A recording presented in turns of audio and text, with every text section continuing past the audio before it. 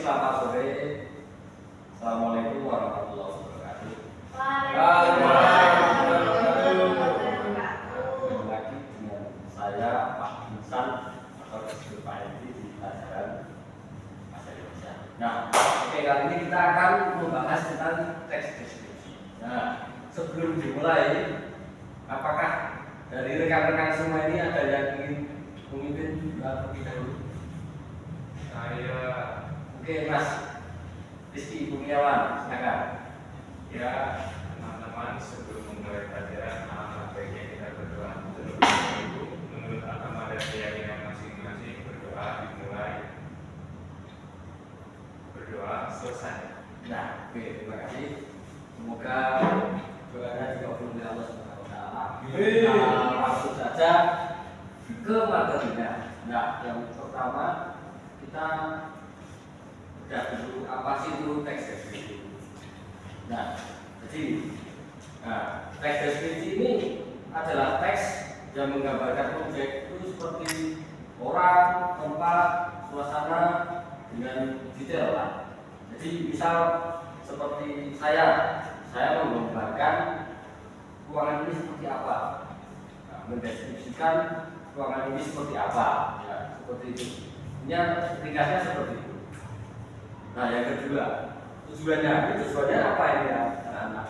Tujuan membuat deskripsi ini adalah apa? Seolah-olah itu membaca itu membayangkan dan merasakan objek seperti yang diamati. Misal saya sedang membaca teks deskripsi tentang Gunung Kemukus. Nah, saya menggambarkan atau mendeskripsikan Gunung Kemukus ini yang pengetahuan saya satu tempat wisata terletak di Jawa Timur. Ya, tingginya nggak terlalu tinggi amat, dan itu biasanya buat studian. Itu biasanya seperti itu. Itu contoh di objek alam. Nah, sekarang kita lanjut. Nah, ciri-ciri apa sih itu ciri-ciri itu? Nah, yang pertama menggunakan kata sifat dan kata indera.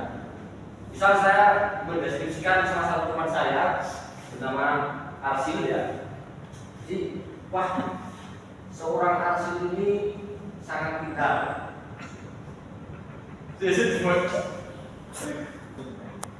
Nah, kemudian ada ciri-ciri. Nah, yang pertama, ciri-ciri teks deskripsi itu ada menggunakan kata sifat dan indera. Nah, jadi saya mencontohkan deskripsi tentang salah satu teman saya dan bukan saya bernama Mas Arsil. Mas Arsil ini orangnya pintar, rajin, tetapi badannya bau. Nah, seperti itu. Jadi mengandung kata sifat dan kata indera. Sifatnya apa?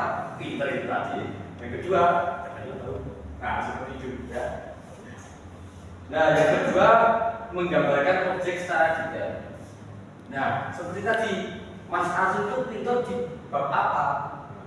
Ternyata Mas Arsil itu pintar juga menentukan. Nah, tapi tidak cuma itu aja ya, tapi jelaskan secara lebih detail lagi. Karena waktu yang sebelumnya saya tidak menjelaskan lebih detail. Nah, yang ketiga ada mengandung kesan pribadi penulis. Nah, ini kesan pribadi ini seperti apa? Nah, menurut teman saya Mas Firno dan Mas Rizky, Mas Arsil itu adalah orang yang baik, orang yang tekun. Tapi menurut persepsi saya itu berbeda, karena saya mengenal Mas Arsil itu lebih dalam. Nah, seperti itu kesan pribadi saya. Gitu kan? Nah, yang keempat itu ada menggunakan bahasa yang imajinatif dan menarik. Ya seperti tadi, Mas Arsil itu baik, cerdas, di bagian pemerintahan. Nah, itu. Terus selanjutnya ada struktur. Nah, di struktur ini yang pertama ada identifikasi, yaitu pengenalan objek atau penggambaran objek. Jadi misal kita mau menganalisis sebuah wisata Pantai Raya misal.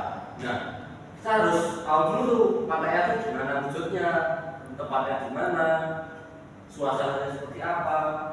Itu. Nah, yang kedua deskripsi bagian. Nah, ini baru kita mendeskripsikan lebih dalam secara detail tentang pantai Nah yang ketiga kesimpulan atau tanggapan penulis. Jadi kita mengumpulkan atas pokok deskripsi kita tadi, kita mengumpulkan sampai akhir seperti itu. Lanjut. Nah ini untuk ciri kebahasaan yang pertama dan yang kedua itu seperti mirip tadi ya, kata sifat dan kata istilah itu agak mirip. Ini ada kata benda khusus. Nah yang ketiga itu mengaku majas dan memang kata indra ini juga harus sampai tadi ya. Tapi yang majas ini biasanya untuk ya memindah sudut bahasa saja. Misal Mas Asil sungguh gagah dan rupawan. Nah, seperti itu. Yang keempat memakai kata hukum di depan. Misal pantai ayah itu di sebelah pantai Calon. Nah itu masuk ke poin yang keempat. Nah selanjutnya jenis teks deskriptif itu ada dua. Yang pertama objektif. Nah objektif itu berdasarkan fakta tanpa pendapat pribadi.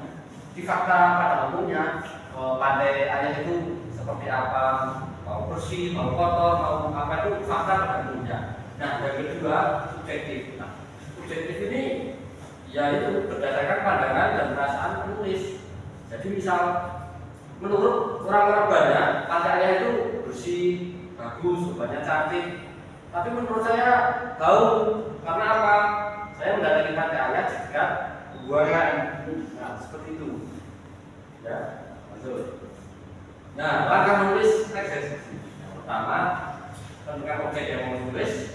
Yang kedua aman objeknya. Nah yang ketiga pilih aspek yang akan digambarkan, mau menggambarkan apalah itu.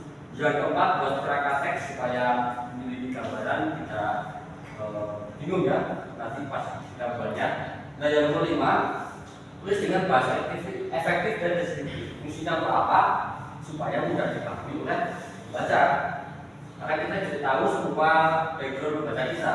Ya. Nah yang keenam sumber besar seperti itu.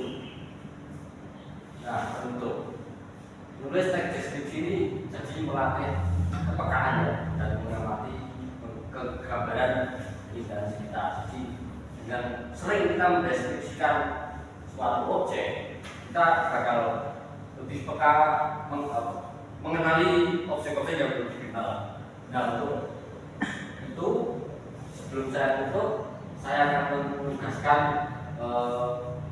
kalian semua PR ya, berupa deskripsikanlah hobi dan tokoh panutan kalian. Nah seperti itu.